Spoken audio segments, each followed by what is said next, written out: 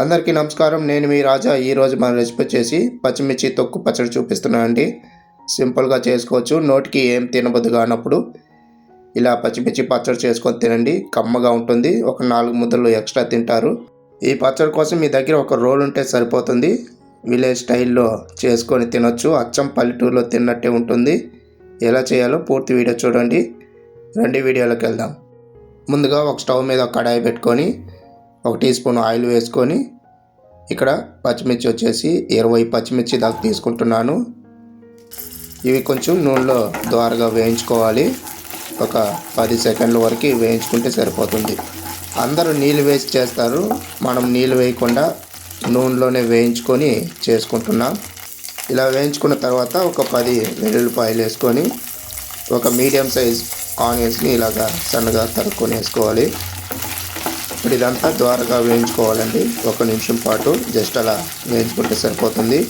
ఈ లోపల మీకు ఒక చిన్న రిక్వెస్ట్ అండి. ఎవరైతే నా ఛానల్ కొత్తగా చూస్తుంటున్నారో సబ్స్క్రైబ్ చేసుకొని చూడండి. మన ఛానల్లో చాలా మంచి వీడియోలు ఉన్నాయి. సింపుల్గా ఈజీగా నేర్చుకునే వాళ్ళు, కొత్తగా ఎవరైతే తెలియని వాళ్ళు కూడా ఇలా చూసి నేర్చుకొని చేసుకునే విధంగా ఉంటాయి. సింపుల్గా చూపిస్తున్నాను. తప్పకుండా సపోర్ట్ చేయండి. ఇలా వేయించుకున్న తర్వాత ఒక మీడియం సైజ్ టమాటాని ఇలా ముక్కలుగా కట్ చేసుకొని వేసుకోవాలి. ఇందులోకి ఒక చిన్న ఉసిరికాయ అంతా చింతపండుని వేసుకొని ఒక 1/2 టీ స్పూన్ రాళ్ళు ఉప్పు వేసుకొని ఇదంతా బాగా ద్వారగా వేయించుకోవాలి. అంతా నూనెలోనే వేయించుకుంటేనే టేస్ట్ అనేది చాలా బాగుంటుంది. ఇలా ఒకసారి అంతా ఫ్రై చేసిన తర్వాత మూత పెట్టుకొని ఒక 5 నిమిషాల పాటు సన్న మంట మీద కుక్ చేసుకోవాలి. 5 నిమిషాల తర్వాత ఒకసారి అంతా బాగా మిక్స్ చేసుకొని కలుపుకొని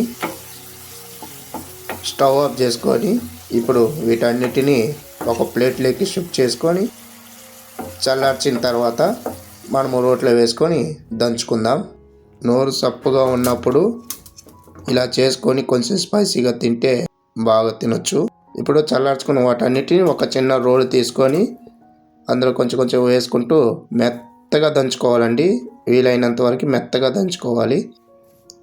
దంచుకునే దానికి కొంచెం టైం పడుతుంది, కానీ టేస్ట్ మాత్రం బాగుంటుంది. కమ్మగా తినొచ్చు. వేడి వేడి అన్నంలో పెట్టుకొని తింటుంటే అబ్బా అబ్బా సూపర్గా ఉంది అంటారు. అంత బాగుంటుంది.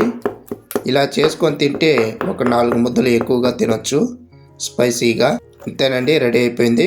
మీరు కూడా ఇలాగా ఇంట్లో చేసుకొని తిని ఫీడ్బ్యాక్ నాకు చెప్పండి. ఈ వీడియో మీకు నచ్చినట్లయితే లైక్ చేయండి, షేర్ చేయండి, కామెంట్ చేయండి. మరిన్ని వీడియోస్ కోసం నా ఛానల్ని సబ్స్క్రైబ్ చేసి పెట్టుకోండి. ఇలాంటి మంచి మంచి విలేజ్ స్టైల్ ఫుడ్స్ రెసిపీని నేను మీకు చేసి చూపిస్తాను. ఈ వీడియో పైన మీ అభిప్రాయం చెప్పండి. మళ్ళీ వీడియోలో కలుద్దాం. ధన్యవాదాలు.